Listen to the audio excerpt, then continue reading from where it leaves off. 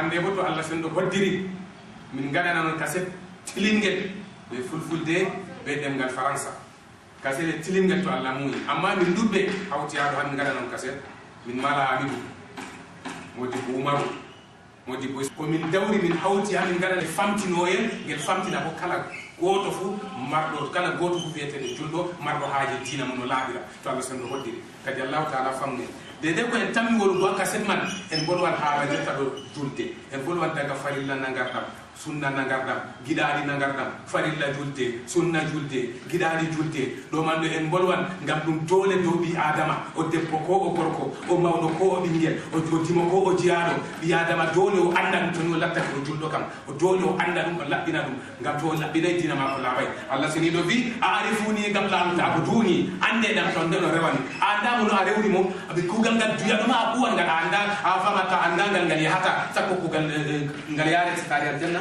do kadder irabe julbe en dabbita no dina men do laabira ibadar rahman julde maada do be julde do on bi adama tinorto to julde do de o julde woni bi adama tinake to julde do de nyiddi bi adama subake ngam Allah sen do wi ya ayyuhallazina amanu la tulhikum amwalukum wala auladukum an zikrillah ومن يفعل ذلك فاولئك هم الخاسرون يومنا في هي اون المؤمنين بدمرغ ايمان جيبي بون در در مكه يومنا في هي اون المؤمنين تاتا جولي مودون بيبي be modon subdon aw fam hadon siftor ko Allah wakati siftorte mana tata sumulla ma damo duyama do hadama andugo julde mada no a julorto be wa julugo ko wakati de julete tata dum hadama ngi jomira so do vino so o vinto to ni lattake bi adama a latti der non der julde mada do be jottado jawdi mada duyama da on ko ngesama ko durgol ma ko bikkoy ma do on killima hadima andugo Allah mada do on illima hadima siftorgo Allah mada jomira fi fa ulaika humul khasirun kambe ko tabe ruslake en andi to bi adama o yotti alakhira usbado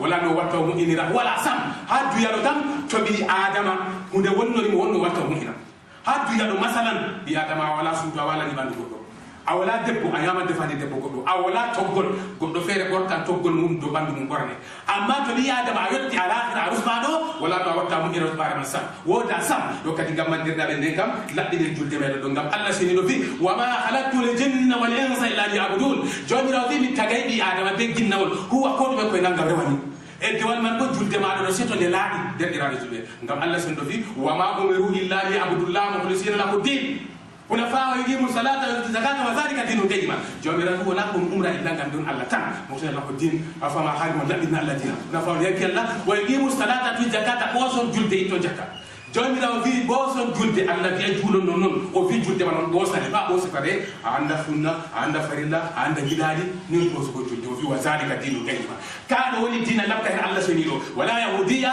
ولا نصرانية ولا مجوسية ولا مشركين ولا دين غير كافر هر الله سنيلو كان جلدي من دو درجة أول بودي دم هذا كنا مودي مسلمين.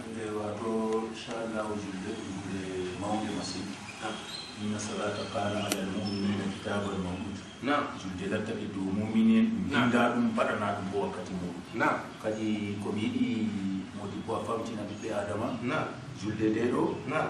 لهودي يومكي. نعم. لهودي معنا واتو hore le wodi gite le wodi noppi le wodi reedi le wodi koppi le wodi kosde le wodi wato bana misalu tabdini Allahu akbar ni dum mando ni aftina himbe adama faama dum to zula do dum bana tunde bon tagata to kadi derdirabe julbe do jula do mana ba do tagadi adama to a juli a timmini a tagibi adama timmudo to afama julde man de umma de panmare de annora malaika jabande afama sike de do joanama de dilla hambumbu jasama de do joanama hayande danga to julde man a wadi de no a wadi passam funde sikay to de ummi do don malaika tamata de sakkina yeso de bayyaka Allah kama bayaktani Allah yede banno yediriyam do kadi delli Allah sendo reni to kadi deddirabe nda en do fudda mo afama kadi modi busmayla en do fudda habalu farilla be sunna be gidadi kadi Allah sendo famni Allah bo wawni Allah sendo wadu dem ngal men dogira do gonga Allah reedu dem ngal men dogirgo do lahan Allah reedu dem ngal men dogirgo do fewre ngam bi a jawo won fergata joni do fergata Allah sendo famni to araman en do fudira senni bismillahir rahmanir rahim bi adama en do fudira nangardam bismillahir rahmanir rahim bi adama to wari nangan a teban diam man laddam seni dam ceno jam diam do sedam laaba ko viete ceni dom ceni jam do dam ure ngol ma jam waylay nonde waylay dakam ko waylay do woni ceni dom ceni jam. Chers frères musulmans, au nom de Dieu clément et miséricordieux, nous allons, n'est-ce pas, débuter en parlant, n'est-ce pas, de la sunna des ablutions. Parce que le début des ablutions commence toujours par la sunna, la tradition du prophète. Et il faut avoir une eau pure, dont le goût n'a pas changé, ni l'odeur, ni la couleur. Donc il faut que ces trois caractéristiques soient représentées avant qu'on dise de cette eau, c'est une eau pure. To a heɗi ndiyam ma ceni ɗom ceno jam a waɗi a jooɗi a haɓɓan anniya na ngarɗam ɗo anniyaɗo ɗum farilla to anniya wooda na ngarɗam man ɗam wala sam.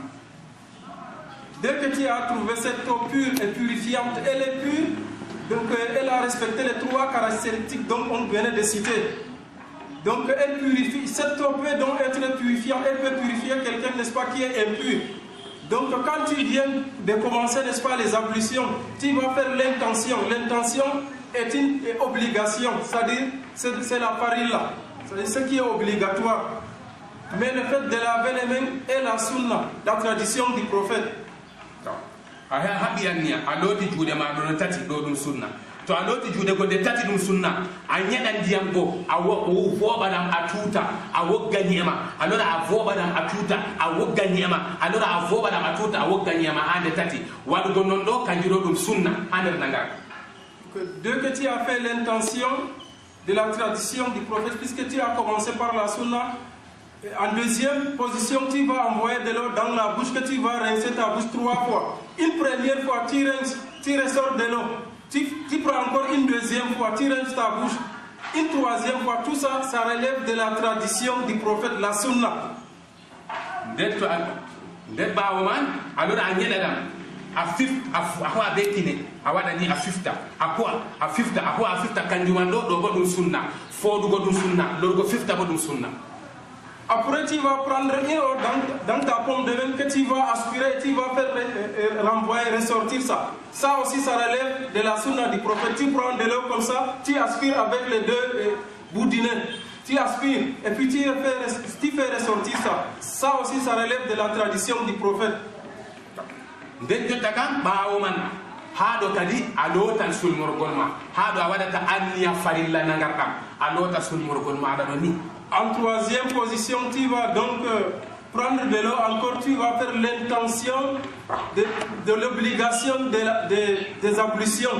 Ce qui est là, niyatul farilla nangara, n'est-ce pas, les ablutions. Donc je vous parle en français, il vous a expliqué en fulfulde. Donc tu vas l'intention de l'obligation des ablutions. En ce moment, tu laves ta face. C'est à ce moment-là que l'obligation des ablutions a commencé, en lavant la face. Et tu vas faire une autre intention en disant que tu as fait l'intention de l'obligation des ablutions, tu laves ta face. To a looti arandere alora a loota ɗiɗaɓre alora a loota hande tati. Quand tu laves pour la première fois, tu vas encore laver une deuxième fois et une première fois, une deuxième fois et une troisième fois. Arandere ɗum farilla ɗiɗaɓre ɗum sunna tataɓre ɗum kiɗare. Le premier lavage de ta face est la farilla, ce qui est obligatoire. Et le deuxième lavage est la sunna, ce qui est de la tradition du prophète. Donc le troisième lavage, ça c'est ce qui est mustahab, c'est ce qu'on devrait faire, mais qui n'est ni obligatoire ni la sunna, mais qu'on devrait faire. Même si tu as laissé ça, ça n'a pas gâté les ablutions, mais on devrait faire. To a hoosi a waɗa ni a wadda haaɗo a vurtina ni ɗo ɗum farilla lootugo junngo ha wadda haaɗo ta acca ɗo waddugo haɗo ɗum farilla alors a vurtina ha hoore pooli lootugo man ɗo kanjum bo a lootande tati. Et puis en deuxième position, tu vas laver la main jusqu'au coude. Tu commences comme ça et tu fais ressortir de l'eau. Là c'est l'obligation aussi. C'est une obligation, ce qui est farilla, que tu devrais automatiquement faire. Tu vas laver jusqu'à 3 fois. Donc la première fois, c'est ce qui est la farilla, c'est-à-dire obligatoire. La deuxième fois, c'est de la sunna. La troisième fois, c'est mustahab, ce qu'on devrait faire. L'acte volontaire. A faccan ndiyam a loota junngo man nanoɗo go kanjum bo ha wadda haaɗo alors a lorna kanjum bo ɗum farilla go Bon, et tu vas encore, en même temps, dès que tu as fini avec la main droite, tu vas encore sur la main gauche, tu vas refaire le même acte sur la main gauche. Tu laves d'ici et tu fais ressortir. Je dis que ça, c'est l'acte obligatoire qui est farilla. En deuxième position, n'est-ce pas, c'est la tradition du prophète, ce qui est la sunna. La troisième fois, c'est le mustahab. Le troisième, là-bas, c'est le mustahab. Je dis ce qu'on devrait faire, mais qui n'est pas obligatoire. On parle de l'acte volontaire ici, il n'y a pas de volontariat là-dedans. Ça, on parle. Ayara amasa horeni ha wadda hado dum farilla. Alors nani do godum sunna kaka nyada dia wada char non do bawo be fere wadata non do wala hama sabay mamadi non do wala ato nyadi dia wadi ni dum farilla alors nani do godum sunna. Et puis en troisième position, tu vas prendre de l'eau que tu vas marcher la tête. Et c'est-à-dire à partir du front jusqu'au derrière, jusqu'à la nuque.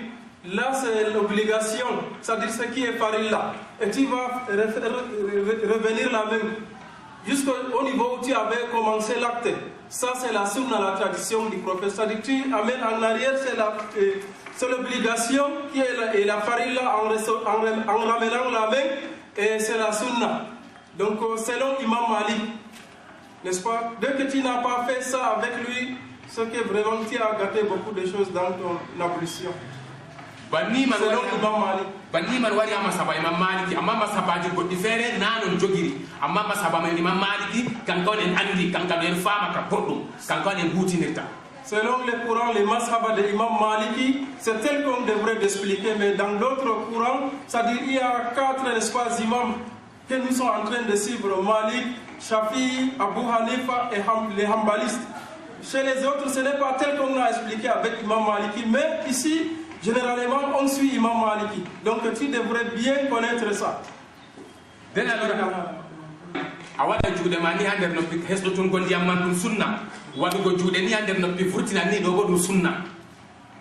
Tu vas retrouver encore une autre petite quantité de l'eau sur tes doigts, n'est-ce pas? Tu vas refaire une autre quantité d'eau sur tes doigts. Là aussi, c'est la tradition du prophète. Tu ne peux pas avec de l'eau que tu avais mâché, tu pars directement. Non, tu cherches une autre quantité d'eau que tu vas venir mâcher, c'est-à-dire les oreilles, c'est-à-dire tu les touches de l'intérieur à l'extérieur.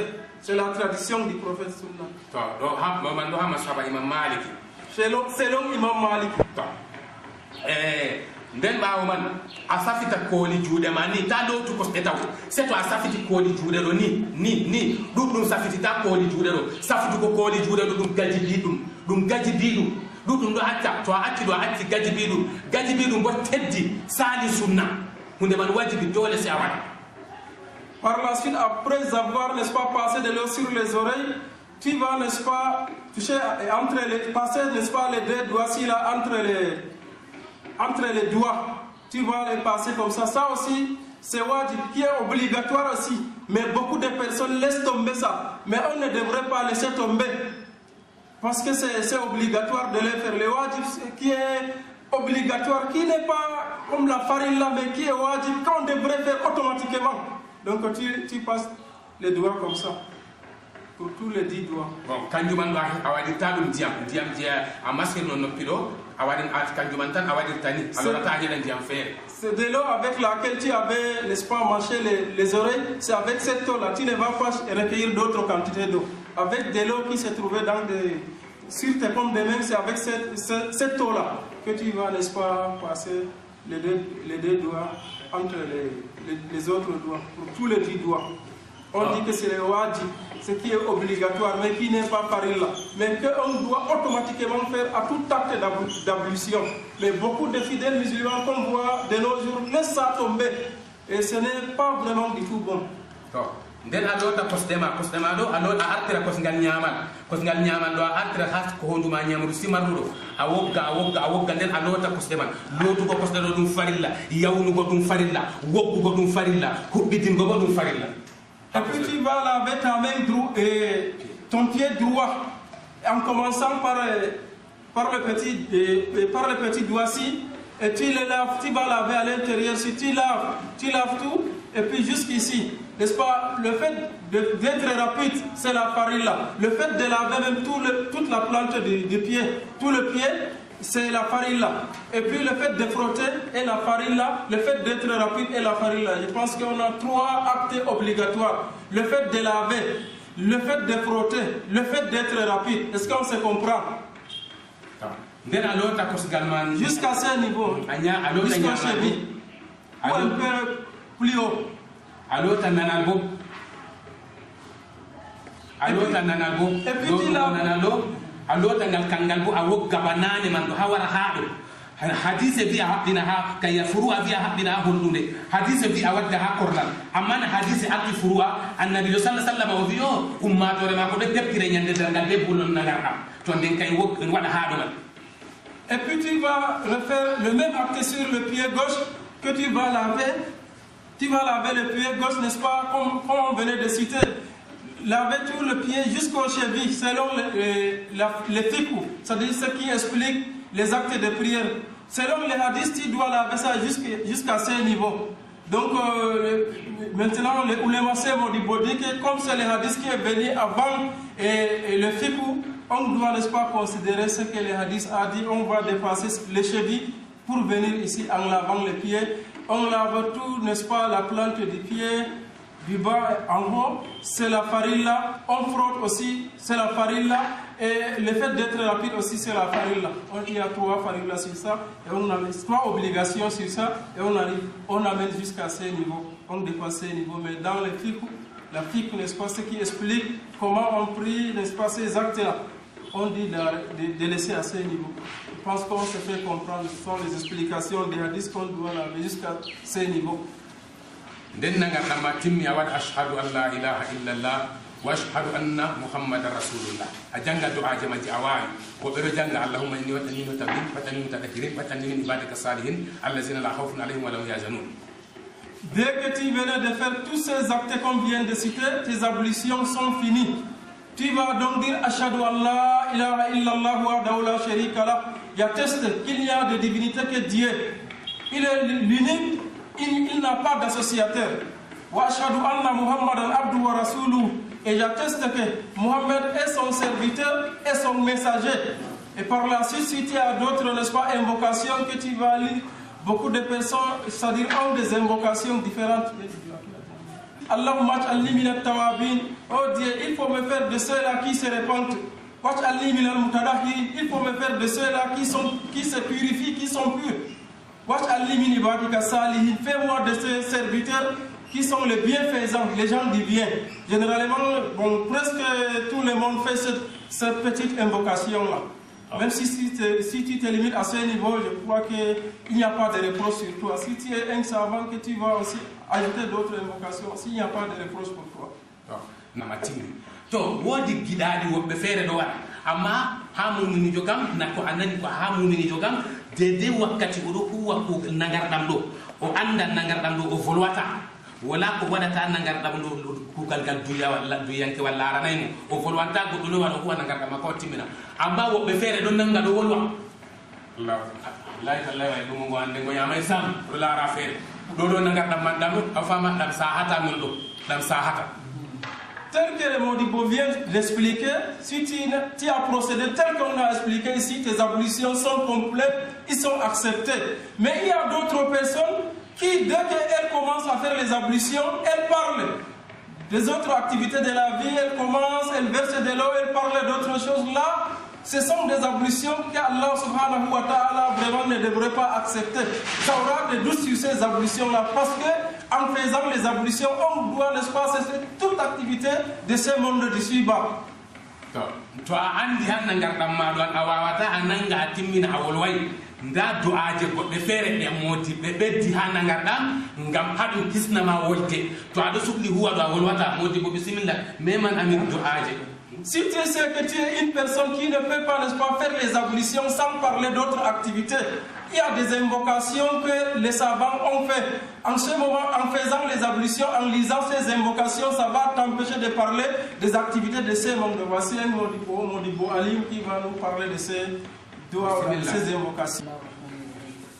Kadi bano Modibo may bien non yidama jangugo do haji man hani to ɓi adama o andi o wolwan nden ka dikkanamo o wolwan ha nangarɗam o suhlanan ɗum ka feere ko luuti nangarɗam mako ha o nanga o timmina o anda ko oɗo huwa ha nangarɗam mako to nden ka aynugo du'aji ma janga ɓuran e ko waɗi nga inde Allah ka kala nde a ƴoni Allah seniɗo pat jawmirawo subhanahu wa ta'ala jeyaɗo mako ɗo mari mbarjari ha mako to nden ka hani lalle ɓi adama o janga du'aji man ummatore annabijo Allah wanu en to ɓi adamajo o facci ndiyam ha juuɗe mako o timmini wakkati oɗo loota juuɗe ɗo daga lotande arande o wiya alhamdulillahi allazi ja'ala al-ma'a dahuran wa ja'ala al-islama nuran e mi yetti Allah seniɗo mo waɗaniyam mana ndiyam ceniɗam nden o waɗaniyam mana e islama bo ha am laatiniyam ɗum annora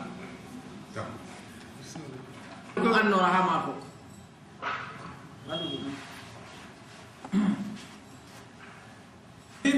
il dit que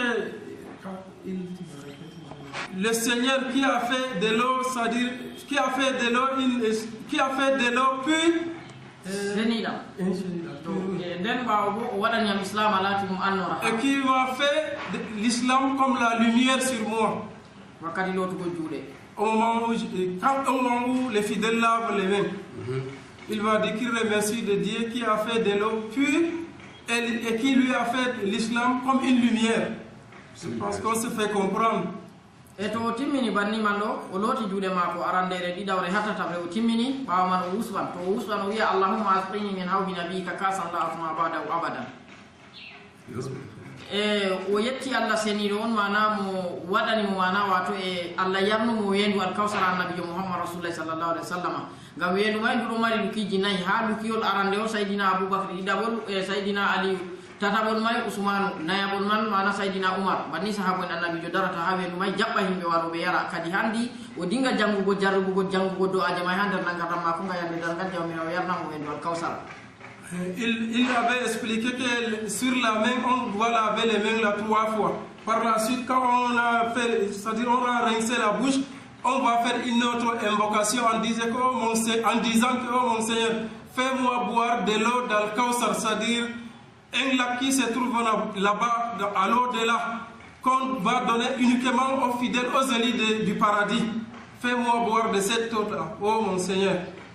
e to timmini banni man wakkati man oɗo to sorkinan go allahumma arihini raihati janna wala turihni min raihati nar allah hisnam nanugo mana wato e nannam mana wato ɓurengol saare aljanna be mana e ɓureli ko woni ha saare aljanna man amma hisnam nanugo ɓurengol yite jahannama ɗo bo o monta daga ha duya. À la troisième position, lorsqu'il aspire de l'eau dans ses deux narines, il va aussi faire une invocation en disant oh mon Seigneur, il faut me faire sentir l'odeur du paradis. Il faut aussi m'empêcher de ressentir l'odeur de l'enfer. To timmini banni man ɓawo man bo to o lotani yeeso mako jotta ka o dillan ha yeeso o hesɗitini ndiyam o dillan ha yeeso mako allahumma bajil wati bi nurika yawma tabyabu wujuhu wa taswaddu wujuhun e ni yande dargal to julɓe ummi yeeso julɓe ɗo yayna annora dina islama nden ye guese heferɓe bo ɗo ñiɓɓa ɗe ɓalwa kurum. Et lorsqu'il a lavé la face, il va demander au Seigneur de faire de la lumière sur sa face. Les jours où il fera des lumières sur les faces des fidèles, des élus du paradis.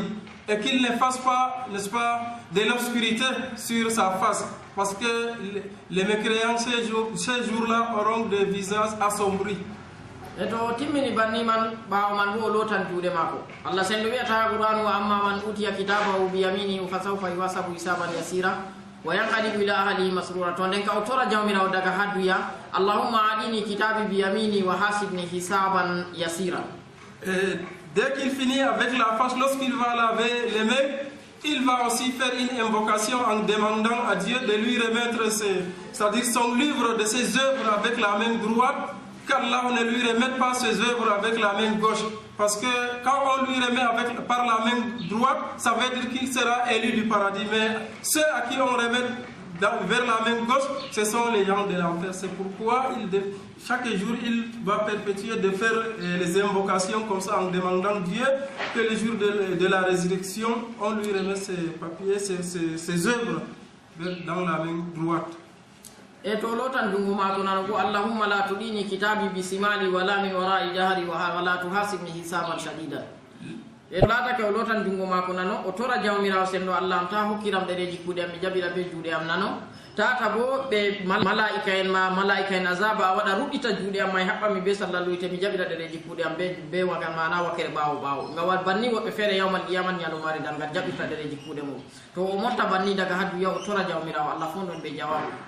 Là, en lavant la main droite, on avait dit qu'il demande quand Allah lui remette son livre par la main droite. Et lorsqu'il lave la main gauche, il va aussi demander à Allah subhanahu wa ta'ala de ne pas lui remettre ses œuvres par la main gauche et de ne pas faire que les anges les ligotent, l'attachent, n'est-ce pas, comme les anges attachent, n'est-ce pas, les damnés, ceux qui seront dans l'enfer.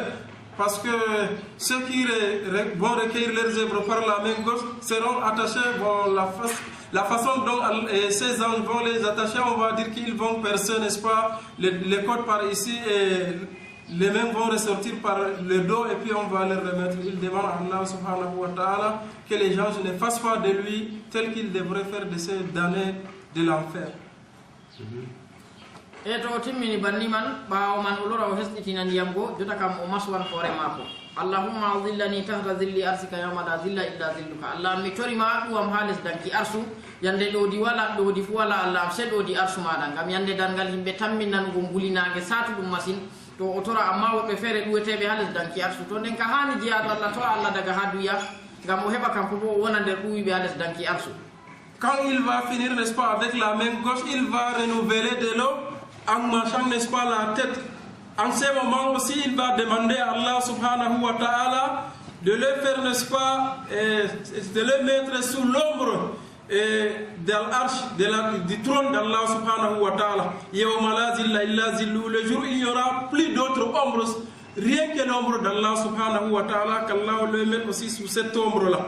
Parce que seul les bienheureux seront ces jours-là sous l'ombre d'Allah subhanahu wa ta'ala. Parce qu'il y a ceux qui seront sous l'ombre et d'autres sous le soleil, un soleil ardent les jours du jugement dernier. Qu'Allah nous en préserve. E to timmini o ɗo o hesɗitina ndiyam fayinta o maswan noppi maako o wiya allahumma ij'alni min alladina yastami'una alqawla fayattabi'una ahsanahu. Allah mi tori ma waɗam nder nanoɓe seetinago mi yawɗa lawmi bo mi wara mi jaaba ƴonandu ndu a ƴoniyam ngam na Allah dan ƴonima ɗum jawmirawo ƴonima a wara a yaɗɗira ha fabbul jama'a a heɓa moƴƴere mbadjari ko watta no gase jeɗɗi walla no gase joyi allahu alam.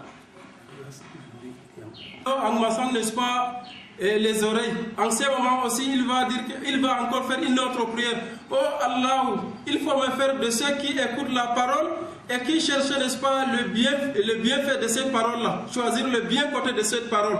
C'est-à-dire tel que le message, n'est-ce pas, dès que je suis le message, que je suis, n'est-ce pas, le bon côté de ce message-là. Que je ne sois pas de ceux qui prennent le message en mal. E to timmini o dillana kosngal maako ñaamal ɓaawo safutugo kooli maako banno moɗi bo yino en arande go to o lootan kosngal maako ñaamal o wiya allahumma sabbir gadami ala siradi yawma tazulu fihi l abdam ɗo bo banni o jangata ngam jibril wakkati feere wari o taynulaɗo allah sallllahu alayhi wa sallama o wiyata annabijo oɗo woya nden annabijo ƴamata mo koɗo woynama o wi annabijo am yunsabu sirad ala jahari jahannam ka fa siradi tiggama dow yite jahannama weɗugo maki ban ka faydimi sewko maki bo ban lasol yitere ummatore ma ɗo bo ibada maɓɓe ɗo famɗi annabijo am kadi no ɓe tammi warugo erda ka fa siradi to ɗon may bo o toraya jawmirawo sen ɗo ernumo ka fa siradi ñawmal qiyamati ñalomare dangal. Et puis lorsqu'il va laver, n'est-ce pas, son pied droit, tel que le premier Modibo nous avait expliqué, il va encore faire une autre invocation en demandant à Allah subhanahu wa ta'ala de le faire traverser, n'est-ce pas, l'épée, ce qu'on appelle Kafa Siradi. C'est comme une épée qu'on va, n'est-ce pas, étaler sur le feu. Sur l'enfer, le fait de l'enfer, et qui est difficile de traverser. Beaucoup de personnes vont tomber dans l'enfer en traversant. Lui, il va demander à Allah subhanahu wa ta'ala de les faire traverser comme un éclair. C'est ça cette invocation en avant ce qui est droit. Et to timmini lotan kosngal mako nanal allahumma ij'al sa'i maskuran wa zambi maghfuran wa amali maqbulan wa tijarati lan tabura bi rahmatika ya arhamar rahimin. Allah mi torima hisnuma na wato e kosngal am dira ha dow kafa siradi nden Allah mi yafam junubaji am bo Allah mi watto mi laati mi filowo bo ngam en andi ɗuuɗi nder men ɗon filoɓe ummatore annabijo e amma to filoɓe andi no fayida ko woni ha do'are man da ɓe ɗaɓɓitanno do'aje may ko ɓe ɗumejum ko ɓe neeɗi ko ɓe jawdi maɓɓe amma kadi ɓe andata on. Et en lavant le pied gauche, il va encore demander à Allah subhanahu wa ta'ala d'affermir ce poids, de ne pas le faire tomber dans l'enfer, n'est-ce pas, et d'accepter ses œuvres et de les pardonner.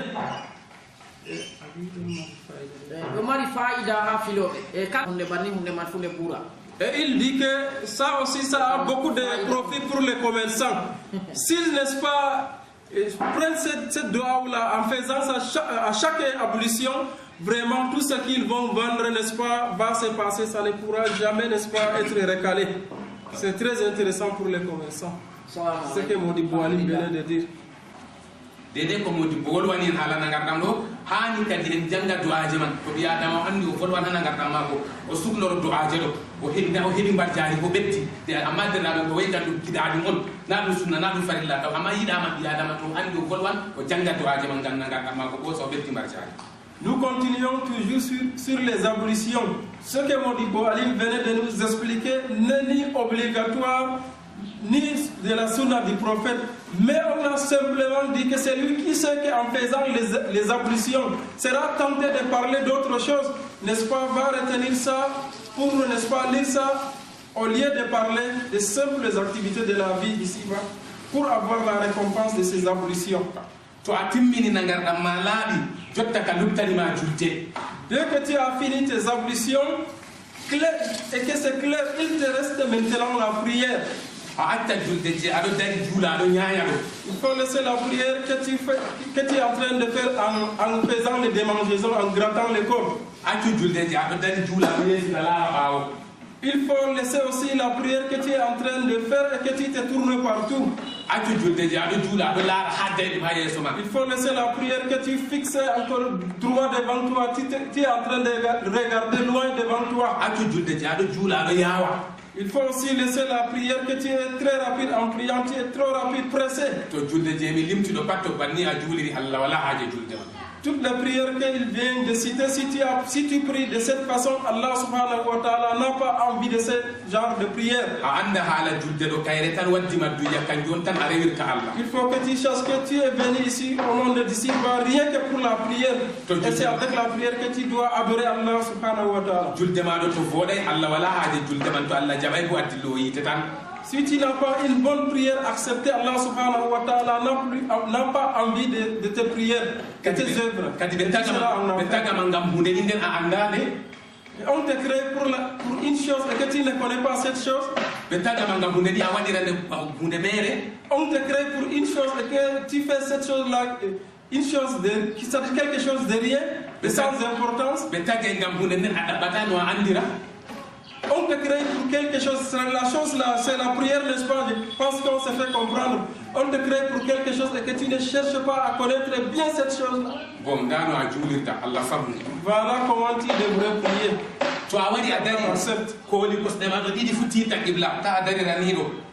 Dès que tu viens pour prier, il faut que tes deux doigts de pied là, n'est-ce pas, sur la Qibla, la Kaaba, la direction de la Mecque. Généralement, nos mosquées sont orientées selon, n'est-ce pas, cette direction-là.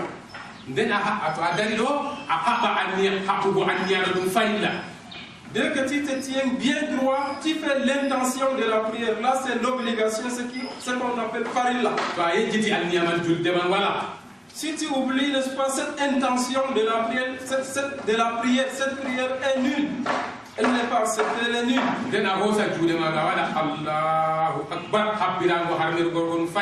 Tu vas prendre tes deux mains pour faire Allahu Akbar. Là, c'est la farilla aussi. On appelle ça, c'est-à-dire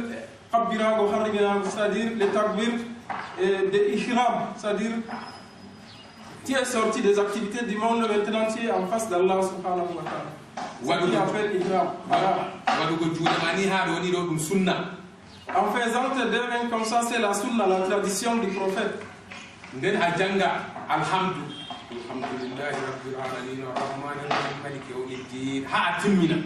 vas lire la sourate la Fatiha, l'ouverture, jusqu'à la fin. La lecture de cette sourate, la Fatiha, l'ouverture, c'est la farilla. L'obligation, c'est obligatoire. Lorsque tu es debout en récitant cette sourate, dans ce moment, n'est-ce pas, est l'obligation aussi, la farilla. En citant la Fatiha. Tu es dans la farilla. Après avoir fini la Fatiha, tu vas prendre quelques versets ou une sourate du Coran que tu vas ajouter sur la Fatiha. Les versets ou la sourate que tu vas prendre, c'est la sunna, la tradition du prophète. Lorsque tu es debout en train de lire cette sourate ou ces quelques versets, c'est de la tradition du prophète, c'est la sunna. Et le fait de lire cette sourate à haute voix, c'est la sunna, la tradition du prophète. Si c'est au moment où on devrait faire ressortir la voix. Et si c'est au moment où on doit lire à voix basse, et tu es en train de lire à voix basse, là aussi c'est de la tradition du prophète, c'est la sunna. Dès que tu finis la récitation de quelques versets ou de la sourate, tu vas te courber, faire la ruku, la position courbée. Tu très bien. Tu ne fais pas cette façon. Où tu ne pars pas avec toute la tête, n'est-ce pas, très très inclinée. Tu seras équilibré. Au juste milieu. Le prophète sallallahu alayhi wa sallam a dit que ce qui est plus acceptable pour une œuvre, c'est ce qui est au juste milieu. Lorsque tu arrêtes des genoux comme ça, tu es toujours, ça aussi c'est la farilla, l'obligation. Lorsque tu es en découvrant, tu as fait Allahu Akbar, ça c'est la tradition du prophète. En faisant Allahu Akbar à voix basse, à voix haute, c'est-à-dire en faisant ça à voix haute, c'est la sunna, la tradition du prophète. Tu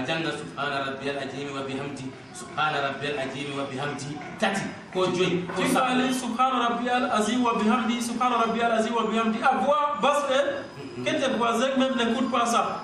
Le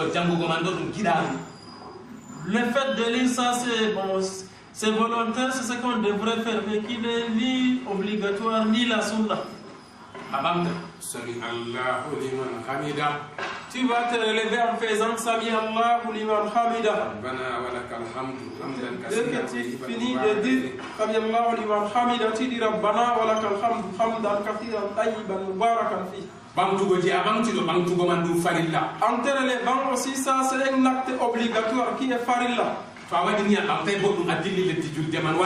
tu ne te relèves pas bien, tu pars directement pour la salle de la prosternation, c'est que la prière est nulle. Puisque en te relevant debout, bien debout comme ça, c'est la farilla. Si tu laisses tomber ça, la prière est devenue nulle. Sami Allahu liman hamidahu hadun dum sunna. En disant Sami Allahu liman hamidahu, c'est la tradition du prophète, la sunna. Wangin go Sami Allahu liman hamidahu man dum sunna. En disant ça à haute voix, c'est la sunna, la tradition du prophète. Awada rabbana wa lakal hamdu hamdan kaseeran tayyiban mubarakan fi do gida. Et tu diras Rabbana wa lakal hamdu hamdan kaseeran tayyiban mubarakan fi, ça c'est mustahab. C'est ce qu'on devrait faire volontairement. Ce qu'on devrait faire, mais pas volontaire quand même. Tu dois dire tout ça dans cette position debout. Allahu Akbar. Encore Allahu Akbar. Tu te prosternes. Ton front et le bout de ton main doivent toucher la terre. Les deux pommes de la main sur la terre. Les deux genoux sur la terre. Les deux bouts de doigts sur la terre. 8 choses sont sur la terre. Lorsque tu t'es prosterné avec le front sur la terre, c'est une obligation, c'est une farilla, la farilla. En lisant certaines invocations, Ici, comme Subhana Rabbi al-Ala wa bihamdi, ça, ce sont les mustahab, ce qu'on devrait faire. Allahu Akbar. Tu vas te relever en disant Allahu Akbar. En te relevant comme ça de la prosternation, c'est la farilla, l'obligation, c'est obligatoire. Allahu Akbar nan sunna. En disant Allahu Akbar, c'est la sunna. Le fait de t'asseoir ici, c'est la tradition du prophète, la sunna. Alors Allahu Akbar. Tu vas repartir encore Allahu Akbar, Allahu Akbar sur la tête. Ça c'est la farilla, encore l'obligation. Les invocations que tu vas lire ici, ça c'est la mustahab, ce qu'on devrait lire, ce qu'on devrait dire. En disant Allahu Akbar, en te prosternant, c'est la tradition du prophète, la sunna. Les invocations qu'il venait de répéter, Subhana Rabbi al-Ala wa bihamdi, 3 fois ou 4 ou 5 fois, même 15 fois. C'est avant de Allahu Akbar. Tu te relèves, tu es pas sur la position de Allahu Akbar. Alors il doit faire là. Tu es reparti sur la farilla. Allahu Akbar awadi do sunna. Allahu Akbar c'est la sunna, la tradition du prophète. Adara ajang jang jido jabe janga hado do farilla. En lisant n'est-ce pas la Fatiha, tu es sur la farilla, l'obligation. Wangin go jido man ko be wangina do sunna. Quand tu lis à haute voix, c'est la sunna, la tradition du prophète. Si c'est au moment où tu dois lire à voix basse, c'est la sunna. Là on doit, n'est-ce pas, lire à voix basse. C'est la sunna, la tradition du prophète sallallahu alayhi wa sallam. Le fait de lire à haute voix ou à basse voix, c'est la tradition du prophète, c'est la sunna. Lorsque tu es en train de lire la Fatiha, l'ouverture, c'est la farilla, c'est l'obligation. Quelques versets ou une autre sourate que tu vas ajouter sur la Fatiha, c'est la sunna, la tradition du prophète. Lorsque tu es debout en train de lire quelques versets ou une sourate, tu es, n'est-ce pas, dans la sunna, dans la tradition du prophète. Et si c'est au moment où il faut lire à haute voix, tu es en train de faire ressortir la voix à haute voix, c'est la sunna. S'il faut, n'est-ce pas, lire à basse voix, c'est la sunna aussi. Alors Allahu Akbar. Tu vas repartir en te trouvant la ruku. Allahu Akbar. Tu as arrêté les deux genoux. Tu es toujours sur la farilla. Position prouvée comme ça. En disant Allahu Akbar, c'est la tradition du prophète, la sunna. En lisant quelques doigts au Subhana Rabbi al-Azim wa bihamdi, ça c'est le mustahab, ce qu'on devrait dire. Mais à voix basse, il ne faut pas que ton voisin suive ça. Tu te relèves. Sami Allahu liman hamidahu. En se relevant en disant Sami Allahu liman hamidahu, ça c'est la farilla. En disant Sami Allahu liman hamidahu, c'est la sunna, la tradition du prophète sallallahu alayhi wa sallam. Et tu vas ajouter encore Rabbana wa lakal hamd. Dès que tu dis Sami Allahu liman hamidahu, Rabbana wa lakal hamd, hamdan kathiran tayyiban mubarakan. Ça c'est le mustahab, ce qu'on devrait dire. Alors Allahu Akbar. Tu vas repartir dans la position prosternée. Tu vas te prosterner. Allahu Akbar. Ça c'est l'obligation, la farilla. En disant Allahu Akbar en partant, se prosterner, c'est la sunna du prophète sallallahu alayhi wa sallam. Subhana rabbiyal a'la wa bihamdihi, subhana rabbiyal a'la wa bihamdihi. En lisant une invocation ici qu'on devrait dire Subhana Rabbiyal A'la wa bihamdihi 3 fois ou 5 fois ou 15 fois, ça c'est le mustahab, ce qu'on devrait dire. Avant Allahu Akbar. Tu vas te relever Allahu Akbar. En te relevant, ça c'est la farilla, c'est une obligation. Allahu Akbar. En disant Allahu Akbar, ça c'est la sunna. Le fait de se relever, c'est la farilla, c'est une obligation. En disant Allahu Akbar, c'est la sunna. Alors Allahu Akbar. Tu vas repartir encore Allahu Akbar. Ça c'est la farilla, le fait de se prosterner.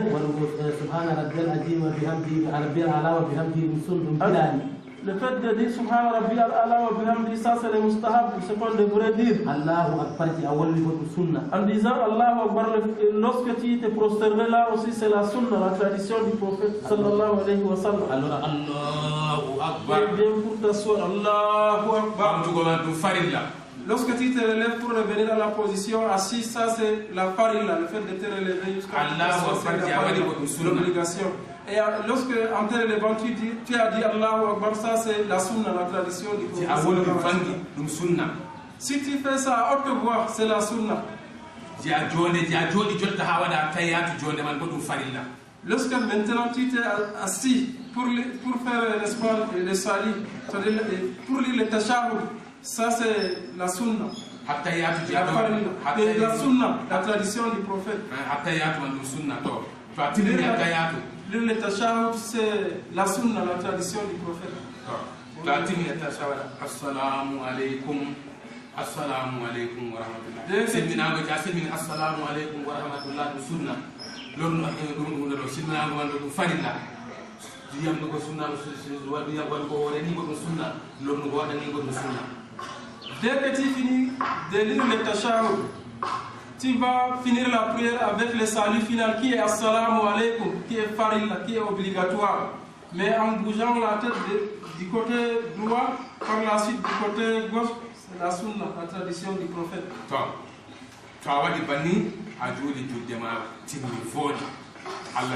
Si tu as accompli ta prière tel qu'on venait de démontrer, c'est que tu as fait une prière qu'Allah subhanahu wa ta'ala va accepter, Inch'Allah. Qu'Allah accepte de nous nos œuvres, nos actes, nos prières.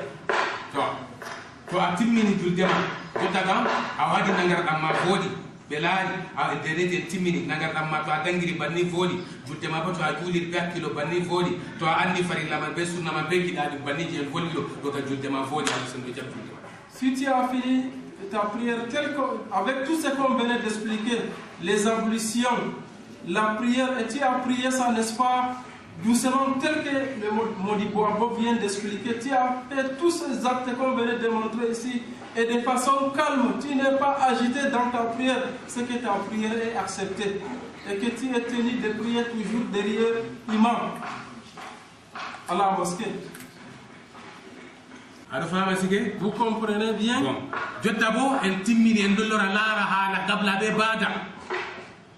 Nous avons fini, n'est-ce pas, sur les ablutions et la prière. Nous allons voir, n'est-ce pas, ce qu'on appelle la réparation de prière qui vient avant, qui est avant et après la prière, avant le salut final ou après, ce qu'on appelle qabla ou ba'd. Les prosternations avant ou après la prière. La prière peut se gâter ou être malade. Quand c'est gâté, c'est que la prière est devenue malade. Comment tu dois réparer cette prière? Tu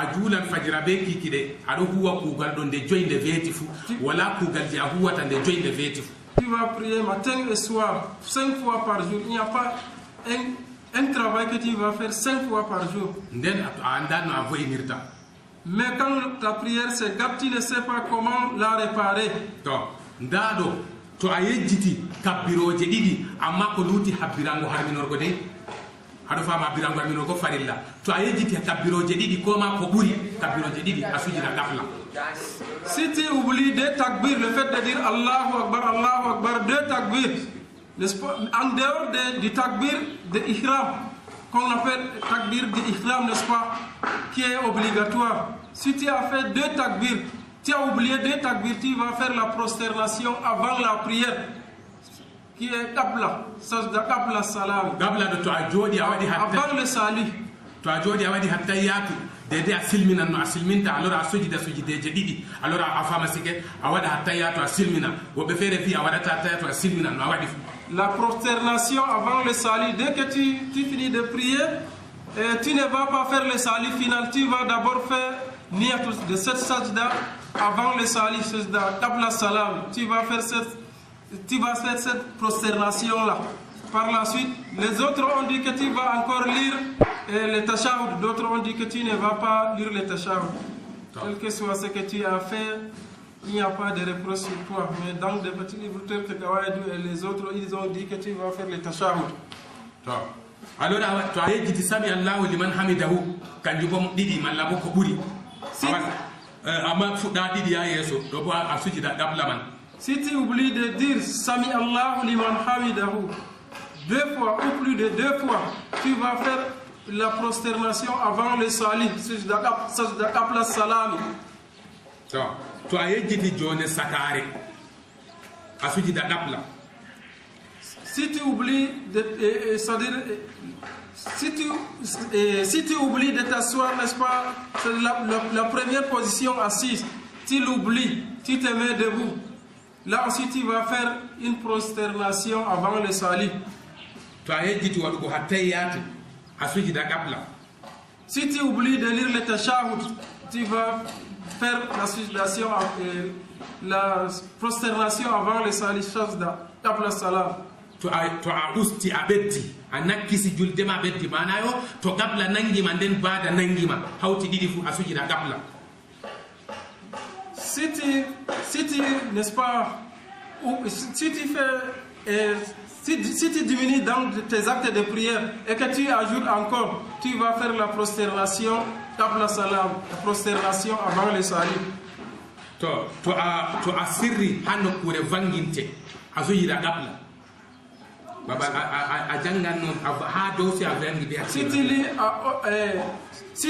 là où tu devais lire à haute voix, si tu lis à voix basse, tu vas, n'est-ce pas, faire la prosternation avant le salut, qabla salam.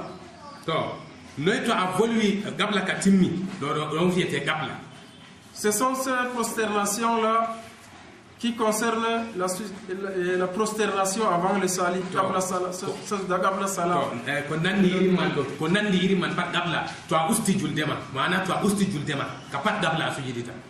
Tout ce qui ressemble à ce qu'on venait d'expliquer, c'est la prosternation qabla salam que tu vas, n'est-ce pas, te prosterner.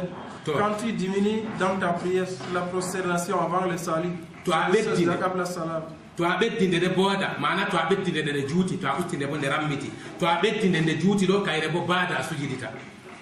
Si tu, n'est-ce pas, prolonges la prière, c'est-à-dire tu as, n'est-ce pas, augmenté d'autres choses sur la prière, peut-être au lieu d'une raka tu as fait 2-3 rakas, ça c'est la prosternation après le salut d'abord de salam.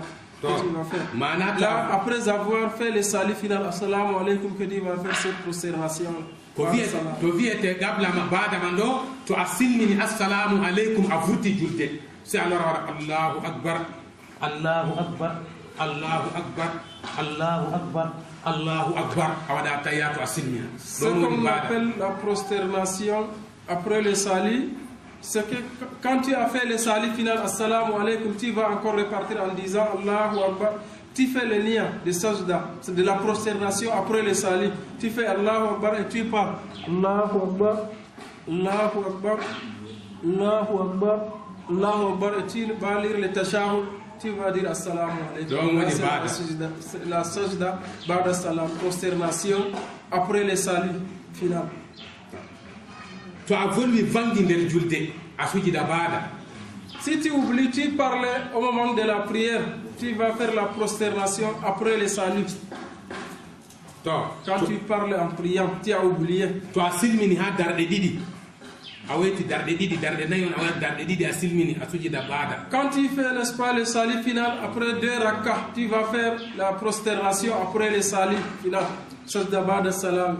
To a beddi darde malla bo darde didi on a beddi ander juldema. Ko ha darde tati amma to a beddi sikki darde dede ko fotata be julde man do ka julde man vonni mana ba mangarba a beddi darde tati julde man vonni mana ba esa a beddi wadi darde nay julde man vonni mana ba subaha a beddi wadi darde didi do bo julde vonni se a lorna amma to a beddi sikay julde man kam do ka suji da bada. Si tu augmentes un raka ou 2, tu vas faire la prosternation après le salut d'abord de salam. Mais si tu augmentes le nombre de 3 rakas, tu augmentes encore d'autres 3 rakas, la prière est devenue nulle. Mais si tu augmentes moins, n'est-ce pas, du nombre de rakas de la prière n'est pas devenue nulle, telle que la prière de Maghrib si tu fais augmenter deux autres rakats et que tu te rappelles que tu as augmenté, tu fais d'abord la salam, la prosternation après les salis, la prière n'est pas libre, la prière est valable. Mais si tu augmentes 3 rakats, même tu ne peux pas faire la d'abord de salam parce que la prière est devenue nulle. Si tu as augmenté le nombre de rakats de la prière. Et tu sais côté imam. Mana kala de ajuli par asekal julde do sikina sikay anka bada tan de ajuli. Si tu es quelqu'un qui a trop de doutes chaque fois que tu finis de prier, tu ne sais pas si tu as accompli tous les rakats ou ça te manque quelque chose, tu as toujours le doute. Pour toi, chaque jour, après avoir fini de prier, tu dois faire la prosternation après le salut final d'abord de salam. Amma ahabda idda se commento se côté imam to anumi aseke de tada kayya. Il faut chercher à enlever ces doutes-là.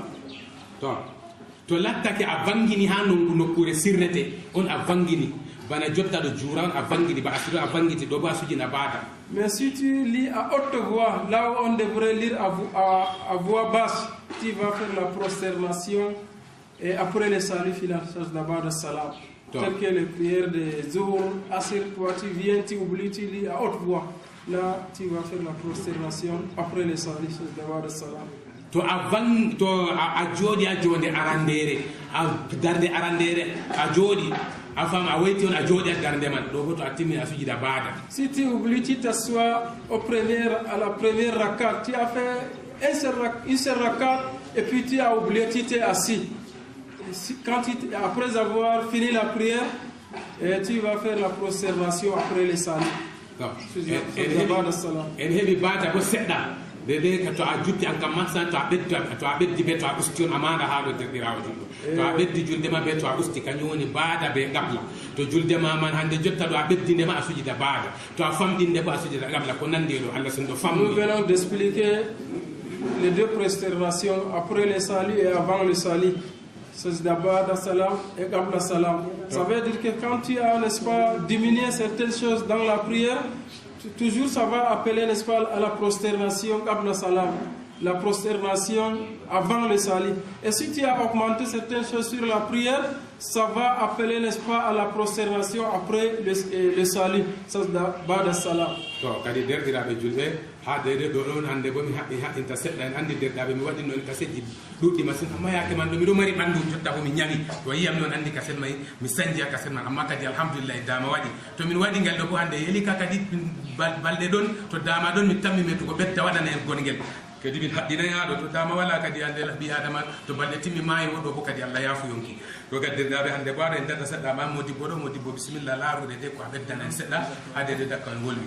Chers frères musulmans, on dit Bois qu'il va s'arrêter à ce niveau. Vous savez qu'avant, il avait fait beaucoup de cassettes parlant, n'est-ce pas, de comment prier, comment se purifier.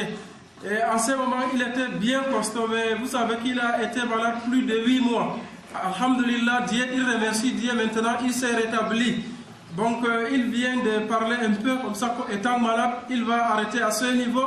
Il ne sait pas si Dieu lui donne la longévité, il va encore faire d'autres cassettes.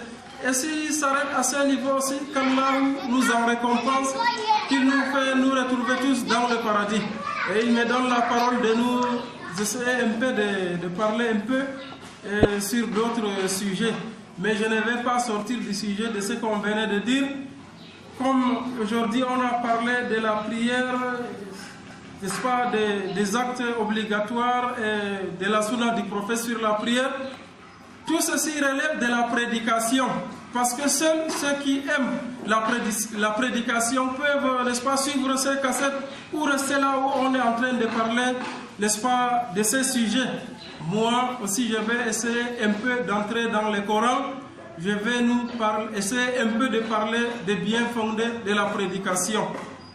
Et en entrant dans les hadiths du prophète sallallahu alayhi wa sallam dans Sahih Muslim, je parle un peu, n'est-ce pas, des bien fondés, des bienfaits qu'un fidèle pourrait, n'est-ce pas, tirer quand il reste là où on fait la prédication. Chef, deriraɓe julɓe assalamu aleykum kadi modi bo hamidu wi yetti on barkidini on o waɗino kasetji ɗuɗɗi ɓoyman o wollani on haala nangarɗam haala julde haala senue amma yayiman o ɗon no mari ɓandu o ñawi on pat on andi ko watta lebbi 7 yahugo 8 amma jotta alhamdulillah webti jamu mako seɗɗa o waɗi ka seɗiyel ɗo o darni haɗɗo o anda to jamu ɗo tokkiti o waɗan goɗɗi feere bo e kadi to balle timmi bo Allah yaafo en pat Allah hawtumen ha aljanna darussalam ngam en pat ɗum laawol goto kadi en turanimo juutal balle o mi wolwana men seɗɗa min bo ko mi wolwanta men seɗɗa mi wolwanan en haala ko laarani waasu ngam jotta ko ɓe wolwini en haala julde haala farillaji nangarɗam sunnaji nangarɗam haala julde farillaji julde sunnaji julde ɓe wolwini en diga ɗemgal nasarare be fulfulde ɗo fuu pat man ɗum waasu ngam sina goɗɗo giɗɗo waasu joɗata irin babe ɓe wolwata banniman o sodda bo irin kasetji banniman min bo miɗo yecca en kadi ɗume waasu ɗo nafata en to goɗɗo kanko o tawi oɗo yiɗi waasu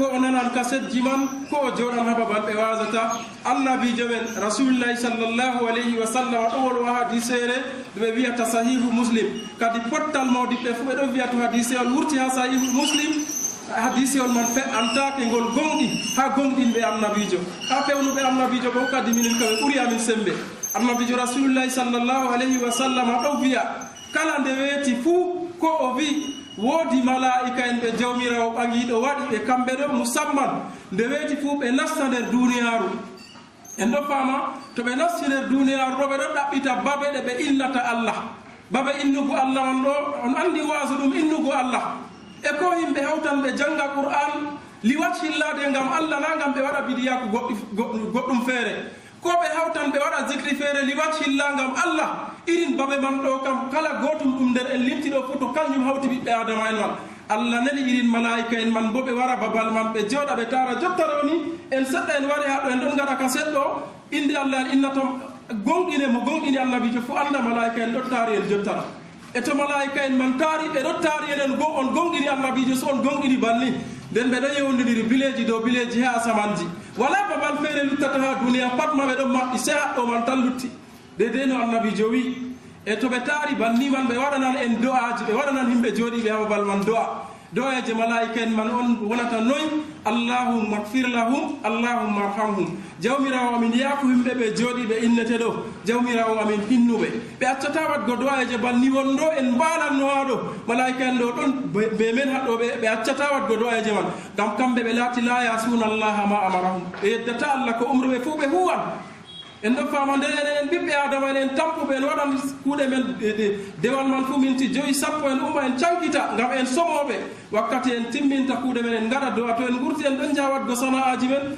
malaika en ɗo engta ha jawmirawo ɓagiɗo e to ɓe engti ha jawmirawo ɓagiɗo ɗo Allah o ɗo andi wala ko suuɗanimo ko ɗume amma noon fi jawmirawo woni o ƴamanɓe ha toye on goni no oɗo andi de wala ko suuɗani Allah ko ɗume ko woni ha asamanji ha leddi ko woni nder ɗo fu Allah ɗo andi oɗo andi malaika en man ɗoɓɓe men ha ɗo amma o ƴamanɓe to on goni no ɓe wiya min ɗon ha nder berniol gawdere ha julurde ha petit marché jeyaɓe ma seɗɗa yehi toon ɗo waɗa waadu minin bo min ɗonno ɓe maɓɓe ha jotta ɓe timmini min engti kadi to ɓe yecci jawmirawo ɓagiɗo banniɗo annabijo rasulullahi sallllahu alayhi wa sallam wi jawmirawo wiyan ɓe seede min yaafi kala jooɗiɓe ha babal man fuu seede min hokkiɓe ko ɓe tefata man mbimana min hokkiɓe aljannaji min nde ɓe nder yimɓe aljanna malaika en goo fiya jawmirawo min on yaafi ɓe on seedi on windi ɓe nder yimɓe aljanna na wayne ka ɗon nder maɓɓe man maccuɗo geddo Allah e ngam waasu o man welimo tan oɗo jooɗi ɓe seede kanko man fuu min yaafimo ngam wala mo joddata ɓe ɓeeɗo man ɗo se mo hinnuya min woni dow muɗum to malaika en binda kadi laarele ummatore Muhammadu waasuji seɗɗa seɗɗa man ɗo ngam majum tan a heɓan yaafe to ɗum babal innugo Allah hadisiol man wariri ha ɓe innata Allah fuu malaika en ɗo wara do'ana yimɓe man ɓe engta ha jawmirawo ɓe seeda jawmirawo wiya ɓe seeda ɓe yaafi yimɓe man ɓe hokki yimɓe man ko giɗi ay kadi an bo to aɗon jooɗa ha babe waasu man ko kasetji man a heɓi aɗon nanta wonan nder maɓɓe na derɗiraɓe to nde malaika en man wi maccuɗo geddo Allah kañum ka ɗo jooɗi ɓe yimɓe ɗo man ngam waasu o man ɗo welimo tan o jooɗi ɗume jawmirawo wi annabijo wi jawmirawo wiya kanko man fuu seede min yaafimo ngam wala mo joddata ɓe ɓeɗo man ɗo se mo hinnuwe amin woni dow muɗum a seeto aɗon nanta kalimaji Allah ɗo derɗirawo na birkijo ba yimɓe tammata jotta ɗo na birkijo a perɗo aɗon nder hinnuwe jawmirawo ɓagiɗo to kadi Allah hinnuwe to enoy an to a waɗi gurdam ma ha duniyaru aya qur'an gotel deriraɓe noy to a waɗi gurdam ma ha duniyaru to ɓe mbi haala Allah fo an ka ɓerrewa metti a dillam to ɓe mbi haala Allah fo an ka ɓerrewa metti a dillam ko nder julurde a julno to ɓe mbi Allah ni a yiɗa a dillam e ko ha saare ma ko roɓe ma ko moye maɓɓiti ha Allah ɗo ɓe mettinima ɓernde a yiɗa an bo banni a waɗiri ɗum heɓete jawmirawo ɓangiɗo ɗo wolwa suratul mulku en mbiyata tabara petel bismillahi rahmani rahim kullama ulqiya fiha fawdun salahum khazanatuha alam yatikum nadhirun قالوا بلى قد جاءنا نذير فكذبنا وقلنا ما نزل الله من شيء إن أنتم إلا في ضلال كبير وقالوا لو كنا نسمع أو نعقل ما كنا في أصحاب السعير الله أكبر بيدو بدر رابط دارنgal dari kita jiwadi kala de be hosi der himbe nastinte be yite do malaika en don aynoɓe yite man wodi malaika en ɓe jawmirawo chargata hoosa yimɓe yite wara sakkina ɓe nder yite man kala nde yimɓe yite joli nder yite fo kala nastoɓe yite fo wato yeɓre groupe en mbiyata on fama jotta on nastotiri ɓe français machine geɓe man ɗo groupe wato geɓe yimɓe ɗuɓɓe ɓe eftaɓe ɓe wara sakkina ɓe nder yiɓe kullama ulqiya fiha fawzun kala nde ɓe sakkini yeɓre nder yite fuu to ɓe joli nder yite man ni salahum khazanatuha malaika en aynoɓe yite man ƴamaɓe alam yatikum nadhirun kadi onon kam on nastinama yite hande nde dargal waɗi ɗo kaya on ɗo duniya wasoɓe ya hayno amon waasi on na ɓe wasatano on ha duniya na ko nastini on yite onon hande e wiya qalu bala qad ja'ana nadhirun e wasoɓe warino ɗo wasa amin komo ɓe ɗon no wara wasa amin nde min ɗon no duniya ɓe ɗon no wasa amin fakazzabna min ɗon no pewnaɓe wa qulna ma nazzala llahu min shay'in in mbi wala ko jippidiga to Allah ko ɗume in antum illa fi dalalin kabirin onon wasoɓe on ɗon nder majjere mawde on ɗon dara yeeso amin bolwa ko on giɗi ni min mbiyannoɓe ha duniya na jurɗon nder men juulurde banniɗo ni yimɓe juula ɓe hamɗo walan haala Allah seɗɗani marɓe sembe nder maɓɓe ko tammoɓe riskuɓe manoye fu ɗo vurta dilla tan ɓe wi ɓe ɗon ɓillaɓe banni ɓe wiyata fakazzabna min ɗon no pewnaɓe ha duniya wa qulna ma nazzala llahu min shay'in min mbi wala ko jippina diga to Allah ko ɗume in antum illa fi dalalin kabirin onon wasoɓe on ɗon nder majjere mawde ni min mbiyannoɓe ha duniya bimana min ɗo jancaɓe e kadi yende man derɗiraɓe nde ɓe nassinama yite ɓe laari nawɗum yite ɓe hoore maɓɓe to ɓe gasmiti ɓe wiya wa qalu law kunna nasmau ay Allah min ɗo duniya ɗo wonɗo min wona min ɗon no nanta wasuji ɗo le awna aqilu koma to min nanti min ɗon no wata hakkilo min ɗokka hakkila hakkilgo wimana ko jawmirawo amin umri amin min kuwa ko haɗi amin min kaɗi to ma kunna fi ashabi sayiri de hande min wonatano nder yimɓe yite kadi ɗiga yende man waray ɗo derɗiraɓe sen kakkila en wasitoro koye meɗen ɗum jiwaju ɓe mettuɗum soyende namtugo wasu waygo wasu en daari haala wasu man ɗo tan on tawi annabijo men rasulullahi sallllahu alayhi wa sallam dañama makka o yehi waɗi gurdam mako ha madina ɗo on tammi ɗume waɗi kam e ɓe ayaji ha suratul anfal biɗe bismillahi rahmani rahim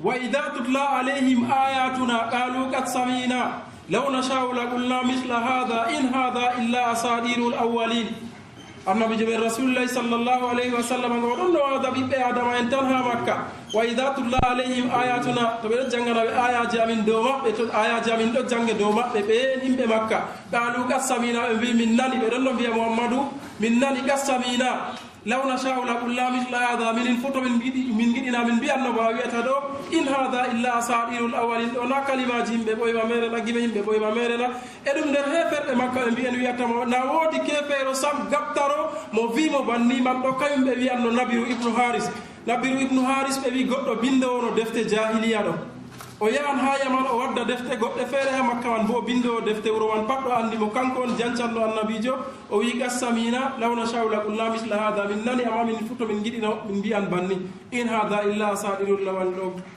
kalimaji yimɓe ɓoyma tan gime yimɓe ɓoyma ko bolwanno an bo wari a tokkiti kadi annabijo men bo en andi al rasulu la yandigu anil hawa ko a huɗimo ko on jancimo on gaɗinoye fou annabijo man o wolwata ko giɗaɗi nafsu ma ko wari ko giɗaɗi nafsu ma koyɗi se ko waranimo diga to Allah subhanahu wa taala in huwa illa wahyun yuha o dara o suna o wolwata ko ɗume nde kefeero gomo nabiru mo en mbiɗo jance on ƴaggimo o wi o wayliti o ɗo wolwana Allah subhanahu wa taala o wi hefeere makka man ha mi waɗa dow ale on dara ko mouhammadou wiyata on ɗo ɗum fewre mi yiyon amma gonɗinon on pat ɗum fewre jotta mi waɗan dow mi holla on ɗum fewre nabiru waɗi do'a kefeero geddo Allah ha makka man toon o waɗi do'a o wi wa isqalu allahumma in kana hadha huwa alhaqa min indika fa amdir alayna hijaratan min as-samai aw itina bi adhabin alimin o wi Allah amin toni ko muhammadu ɗo wiyata ɗum gonga ɗum worde ma wari diga to maɗa nga minin kamin mbi ɗum fewre amma to ɗum gonga ha min gonɗina fa amdir alayna hijaratan min as-samai tobnu ka e dow amin diga samantiɗo aw yitina bi adabin alimin koma waddu adaba nawna ka yangita min ha makka ɗo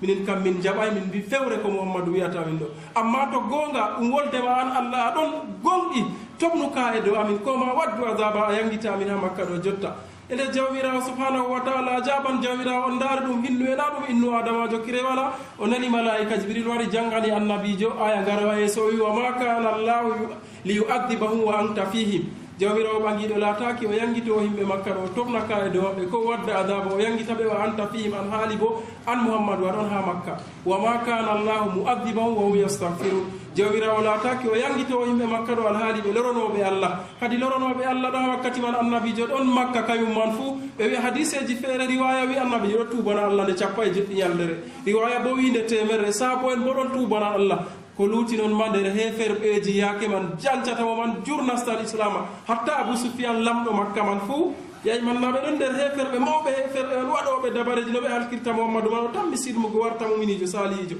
bana woodi nder heferɓe wakkati man khalid wato o waɗi saabojo kaɓowo ɓaworon yayi manna o ɗon nder heferɓe man o andi hatta ko ɗum huuduɗo fo yahi o waɗi dabare ha feere kanko man waddi dabare ha ɓe jaali julɓe ammana allah longinimo islam ɓawo ɗon waɗi timmugo e nder fama sike to wakkati man ɓe ɗon kanjum jawmirawo wa ma kana llahu li yu'adhibahum wa ma kana llahu mu'adhibahum wa hum yastaghfiru jawmirawo laataki yangitoɓe ɓe loranoɓe allah kadi jotta wakkati en men en gaɗi man timmi e wakkati feere to min gaɗi en foti en timmitina ɗo man amma nde jawmirawo wi yangititaɓe ngam annabijo ɗon makka o yangititaɓe ngam loronoɓe allah ɗon makka yayi to annabijo wurti makka en tammi laarugo noye jawmirawo ɓangiɗo haɓɓi yangitirgoɓe amma sa en men jotta ɗo wooda ngam heferɓe man e timmina heferɓe man ɓawo nabiru man waɗi doyaji oɗo janca annabijo man fuu haɗay kala nde annabijo woɗi haala allah fuu tokkoɓe annabijo nastoɓe islam ɗo waɗa haala man suni heferɓe man ɓe yehi ɓe hawti ha suudu weetendu darum natwa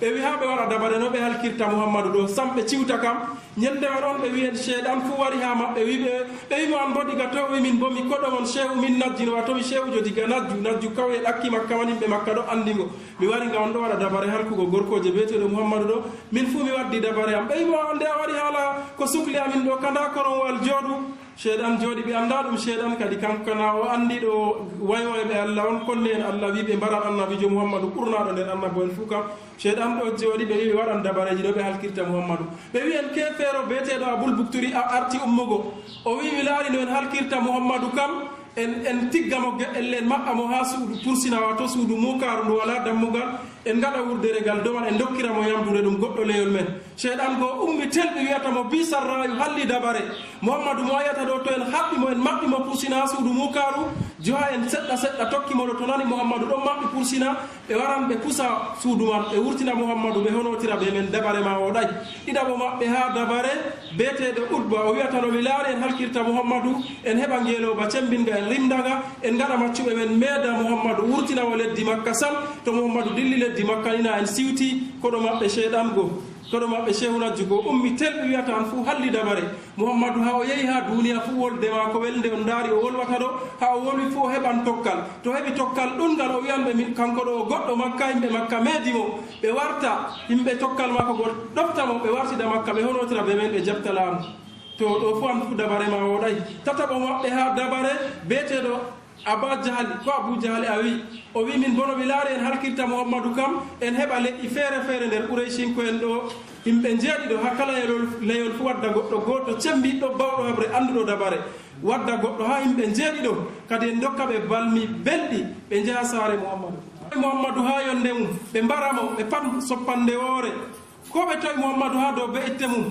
ɓe mbaramo barande woore ɓe pat maɓɓe to ɓe jaranoɓe juwamo yuwande woore to ɓe kafajo ɓe coppamo soppande woore noon mi tawi dabare ɓe wi cheyɗan go ummi hofnimo wiyata an andi dabare namere a laati nder yimɓe wato mawɓe maɓɓe yimɓe makka ma dabare ma en kuwata e wakkati man jawmirawo ɓangiɗo leli malaika jibril ha saare annabijo men wari jangi aya mbika timmi تقبل منا إنك أنت السميع العليم وتب علينا إنك أنت التواب الرحيم ربي اجعلني مقيم الصلاة ومن ذريتي ربنا وتقبل دعائي ربنا اغفر لي ولوالدي وللمؤمنين يوم يقوم الحساب ربنا هب لنا من أزواجنا وذرياتنا قرة أعين واجعلنا للمتقين إماما ربنا آتنا في الدنيا حسنة وفي الآخرة حسنة وقنا عذاب النار ربنا تقبل منا إنك أنت سميع عليم وتب علينا يا مولانا إنك أنت التواب الرحيم سبحان ربك رب العزة عما يصفون وسلام على المرسلين والحمد لله رب العالمين. اللهم آمين.